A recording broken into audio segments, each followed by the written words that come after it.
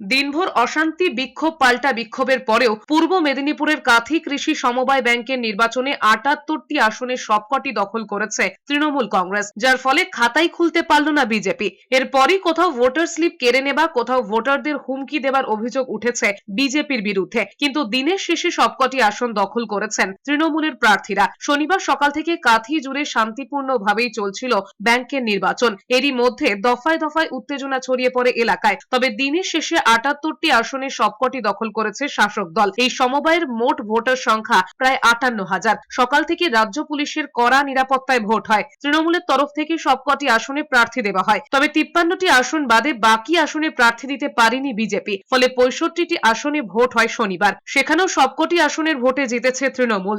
ধন্যবাদ জানাচ্ছি, কৃতজ্ঞতা জানাচ্ছি। এই জয় অব্যাহত আছে, আগামী দিনে অব্যাহত থাকবে এবং ২০২৬-এর নির্বাচনে উত্তরকাঁথি বিধানসভা, দক্ষিণকাঁথি বিধানসভা, আমাদের পূর্ব মেদিনীপুর জেলার ১৬টি বিধানসভা আমাদের দখলে আসবে।